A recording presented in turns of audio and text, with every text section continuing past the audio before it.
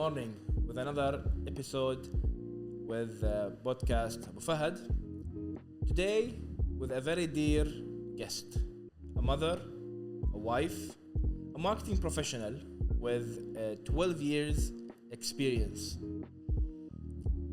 a team leader of Talabat marketing department, and a very dear friend. This episode is very special. It's the first one in English only. So, Mary Haji, welcome. Thank you for having me. It's a pleasure. Finally, we managed to put this together. Yeah, indeed. I'm really happy to have you today. It's gonna be a very quick chat. Yeah. We're gonna learn from a woman in the industry, a woman empowerer, leader.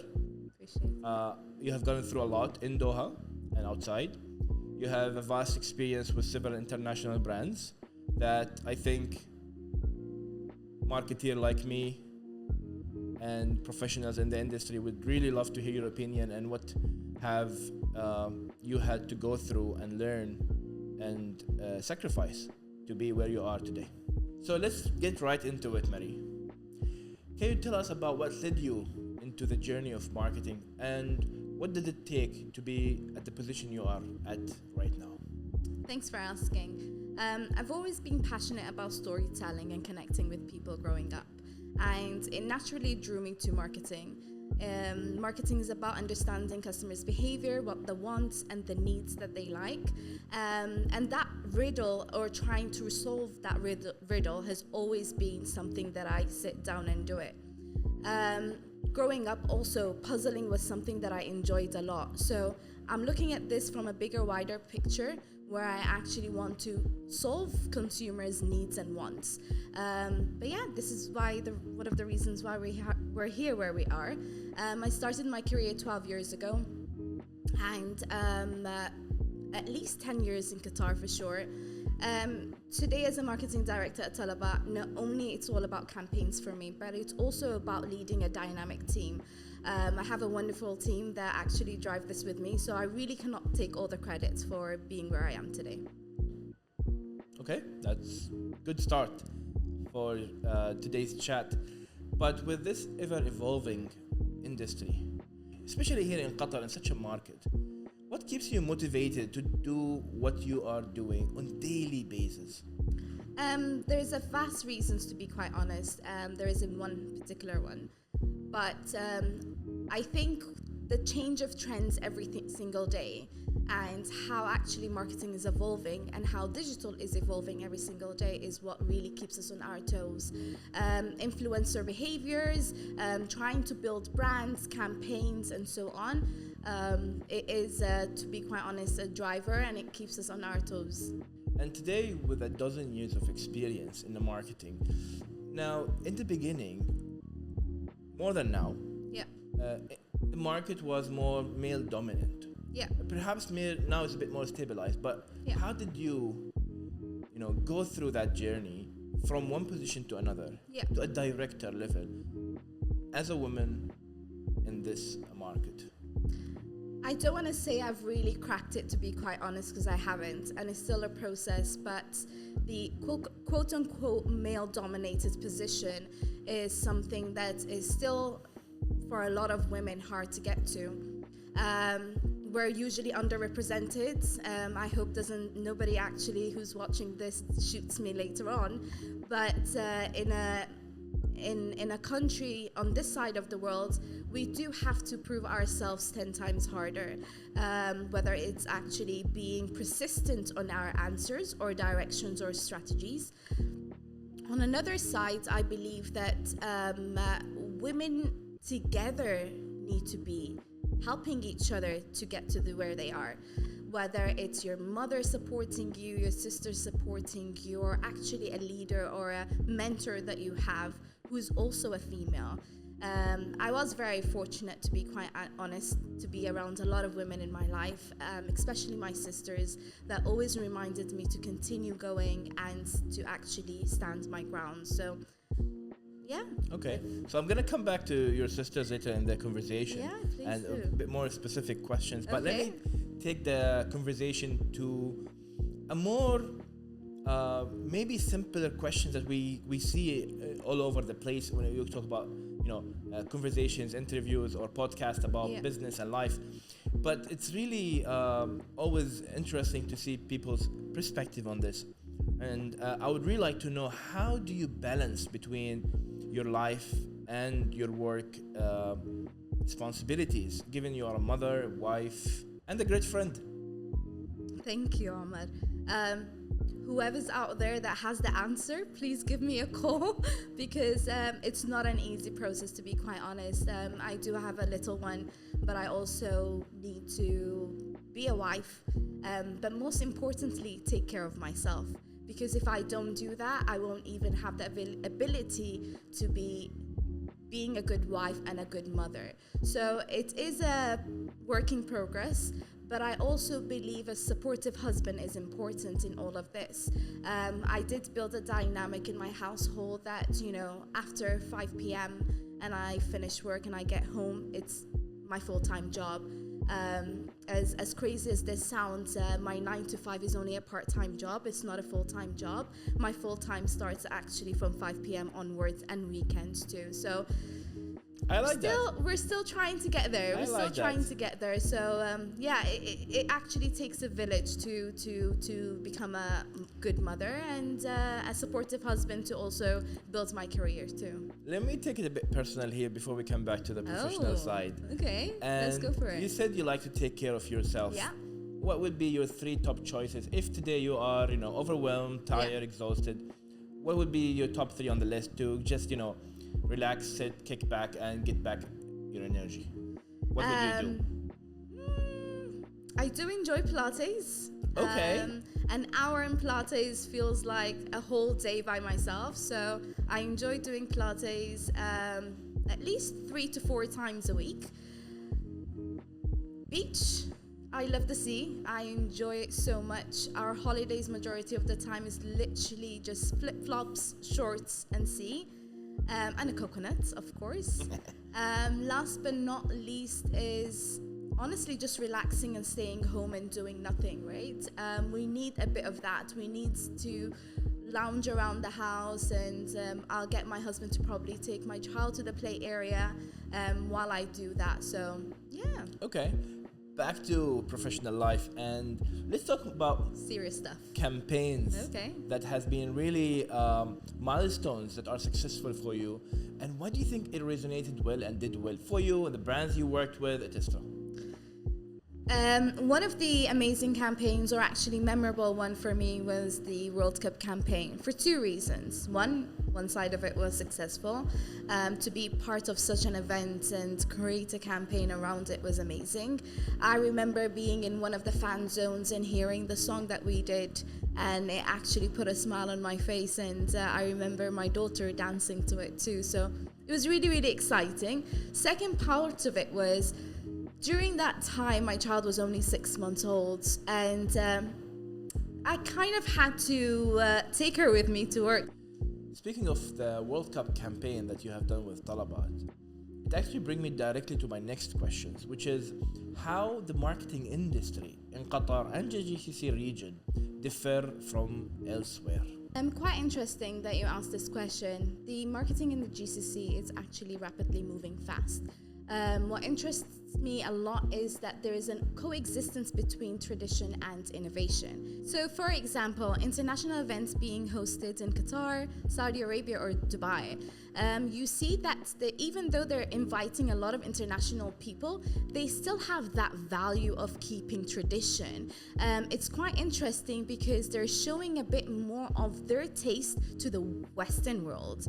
And they usually go back with great results and the usual biased answers or the thoughts that come into their mind, which is the Arab world are ... is not what they actually have in mind, and they have a much more bright side of looking at the Middle East. I completely agree with you, to be honest, and we have seen Qatar really embracing and starting this. While we know Dubai has always been a market leader when it comes to hosting the World for international events, concerts, Indeed. conferences. However, when it comes to the world most watched event, which was the World Cup, Qatar did something different, which is basically blending the culture with sports, tourism, and hospitality. And we've seen a great example that is being followed and built on and capitalized on by countries like Saudi Arabia, hosting major events, but also still letting people experience the culture, the heritage, the touristic attractions, and really opening their door more than ever to international tourism, to people from all over the place to come and experience Arabian hospitality, culture, and experiences. So I love that yet you mentioned the blend between, you know, really hosting international events at a very high level but still embracing the culture, which takes me also to the next question as well, which is the transformation of a digital world and how it's playing a role in marketing today for things like AI, new softwares, and all that craziness happening.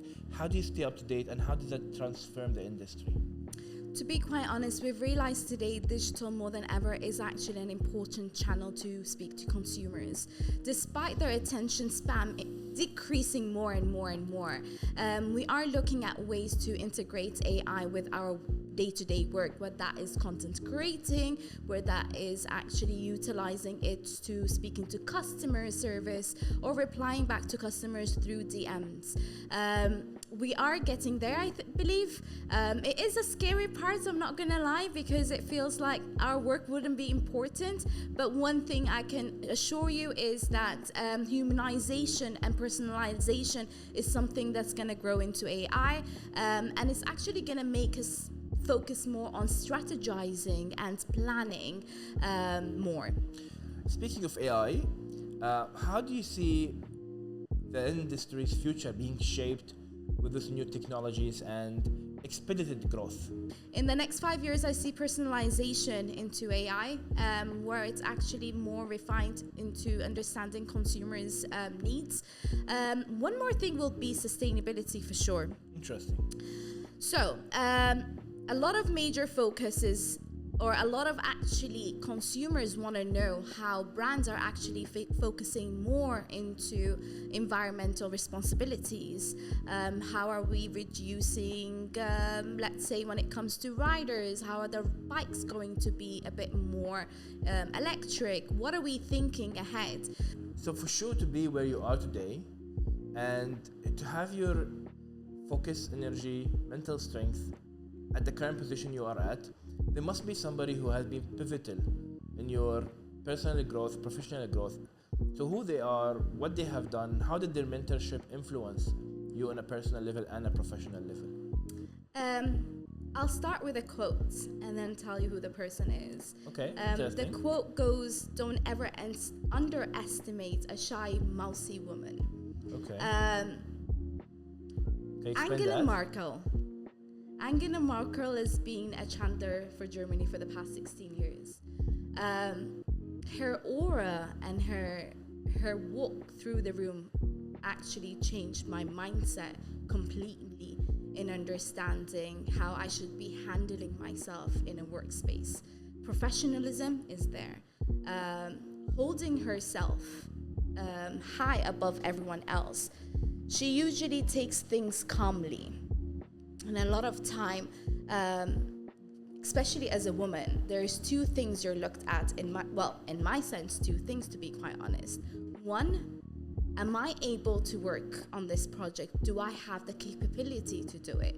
Two, am I an angry black woman? That's another one too, right? Honestly, I have nothing to say except strongly agree with you. I mean, the success she has had on a personal level, but also on a nation level, driving Germany to where it is today, is really inspiration to many men and women around the world. Indeed. And for you, Yeah. as a female in a leadership position, Yeah. what advice would you give to aspiring female who want to have an impact Yeah. in life, you know, business, professional, even on their own happy families? Yeah. Firstly, trust your abilities and trust yourself. And don't wait around for permission or for somebody else to tell you what to do. A lot of times we do want reassurance, and you can get that from mentors or peers that are next to you, or families too, to be quite honest. It is a really, really tough world. And I think the society today is seeing that women can be leaders, can't do things that men can do, and even more. So this is not to step on your toes at all, Omar, don't get me wrong. But one last thing I would say is build relationships. It's important to socialize. It's important to be on a table around men and understand what's going on and what's the conversations that are being had. And lastly, build yourself a mentor or be close to somebody that can help you get to where you are and climb up the ladder. So let's go back to Qatar market and bring to the table some opinion. Yeah. I would like to know who's your favorite content creator / influencer here from Qatar. Let's say name 1 or 2, 3 male or females that you can, easily work with. They are supportive. They embrace a good cause and stuff like that. My personal favorite would definitely be either Husna, Eat Sleep Be Fancy. I think she changed her title name, as well as Islima. They're both mothers. I resonate to them. I resonate to their day-to-day, and I actually stalk them quite a lot, which is kind of creepy. What I really like about these two is they have been from the early adapter of content creation. Indeed. They've been consistent. Yeah. They have embraced who they are, their lifestyle. And transparent too. Yeah. I've seen a lot of, I think the first time I worked with them was 2017. Okay. And they still, continuously invest yeah. in themselves and their content, reflecting on things, being part of causes and messages and campaigns that they really believe in. Yeah. And I really like that about both of them. I want to shed lights on TikTok a little bit. Let's do Especially that this year has been incredible for the platform as they pay more attention to Qatar. In fact, a couple of weeks ago, I was in Dubai in the Middle East office to discuss a couple of projects with TikTok here in Qatar. Yeah. And that, I think, comes from a big number of successful content creators that are on TikTok. What's your take on that, and how do you see that evolving more into branded campaigns? Yeah, quite interesting. The way that TikTok works and the algorithm works for some and doesn't work for all.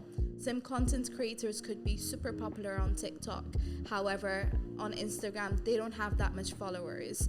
I myself don't have TikTok, hence why I stick to Instagram completely. And the same thing for other channels too. I see a lot of brands taking part of it. Attention spam is something that I spoke about earlier. I believe it's actually where consumers or people are actually just enjoying to flick things through because they don't have time to watch longer videos like they used to for YouTube. So, yeah. From TikTok, I can ask you another question. What trends that has happened over the last, couple of years that you can remember that was funny, that really did an impact? What comes to your mind? If you can describe them. Ooh. Instagram, TikTok, whatever that is. There's a lot of dances. The mannequin challenge is an old one that I remember. I like the boat one. The on boat. TikTok. Oh yes, and there is funny. the Pedro. Pedro is also. nice. There's quite a few, to be quite honest, but I think what resonates to me probably is all these cooking, baking challenges that happen on TikTok. I'm a big fan of baking and cooking, so sometimes I do like to watch small clips. Yeah. So for me here is, from a marketing perspective, back to strategy and how brands should embrace this movement, not necessarily make it their whole world evolve around a new platform or a new trend. Yeah. Where does the line comes in from your perspective between big brands that are in the industry that need to capitalize on what the consumer is watching, but also hold their brand values upright? Yeah. So I think the way when you're working on a campaign, you do have to obviously divide your channels equally. But digitally, you'll need to spend a bit more than offline, which is the traditional media that we're usually used to, right? TikTok, for example, and YouTube is still a channel that you always need to take part of when it comes to brand awareness. Now, what we need to educate majority of our business partners, line managers, or clients for me, 100%, is that these channels are awareness and brand channels, and don't expect a direct ROI from it right away. So taking part of these digital channels that will increase your brand awareness in the long-term run is really, really important. Honestly, I can't add more to that. And I think it's something we also here in Cosette go through is today, certain client things like, okay, how can we transfer my business? I'm like, okay, you're going to spend 20K. A magic wand. Yeah, 20K with me on a business that you have spent 3 million on building. And you think that 20K is going to turn things around to the most profitable business. It's not. In a very short period. This is the thing I've realized in entrepreneurs. Marketing departments, unfortunately, are usually the last people that are hired. Operations is what they need to focus on first. But to run operations, you still need marketing to run next to it. They both go hand in hand. You can't have operations only and marketing separate. It needs to be together. So, I mean, for us here at Cosette, more than anyone else, I think we are the agency that spends the most marketing money, not only efforts and resources, money on bringing our name out there. As a marketing agency, it's because marketing is fun. Looking at your brand, growing that name out there is really fun, and it's really rewarding. Yeah. We're not here to spend 1 or 2 years. We are here for a legacy, to change and drive the market. In fact, in December, Cosette's gonna hold an exclusive event called Night at the Pink Circle. Night at the Pink Circle. Tell me more about it. It's a concept we're bringing together with our partners, suppliers, friends, employees, those who really value in our 8 years journey, where we come and let them experience who we truly are as a culture, as people, as a brand, and what we stand for. We have fun. Marketing is fun. It should be like that instead of just traditional, approaches. While we value that and we see the investment in it, I think there's a lot of space, especially in here in Qatar, for brands to outperform themselves by just simply trying something new. Agree and with you. There hasn't been a marketing agency, for example, that has done that. So we wanted to just show it, try it. Does it work? It's not. What's the worst thing that's gonna happen? You've actually nailed. You actually said it earlier. Try. If you fail, move on. And which is quite interesting. In tradition business, if you actually try and you fail, you get the whooping for it, right? But marketing is not that. It's a lot of trials and errors. And that's the fun part of it. You need to actually show more. And if you don't try, you're never going to learn. And if you don't fail, you're never going to learn at all, right? So, yeah. And I think I completely agree. And I want to end our conversation here today. I think what sets apart a good marketeer from a non-good marketeer is their reaction to their experiences, not more their results. Yeah. So if the campaign is successful, how they are reacting and how they are learning from it. If the campaign is not successful, how they are reacting, how they are learning from it, how they are embracing those lessons and really taking it to the next project, the next task, and really growing together with their teams. That's my take. Thank you so much, Arma, for this. It's been nerve-wracking, but I actually enjoyed it. Me too. Yeah. Thank you so much. Honestly, you so much. You are a market leader. Thank you. It's amazing, to have somebody who is actually playing a big role in the industry with one of the biggest brands, a mother, a great friend, a wife, play all these roles nicely, successfully, leading one of the most successful brands in Qatar. The World Cup campaign for sure has resonated with so many of us. For us in Qatar, it was not something that is actually being done in here at that level. We could see as marketeer that there's a lot of dedication, a lot of work has been done. Yeah. You know, and we appreciate that because that drives the market forward for us as marketeer, but also as agencies. Yeah. Thank you so much, Amar. Last word. Thank you. Thank you. Thank you so All much. right. Good. Thank you. Good. Yes.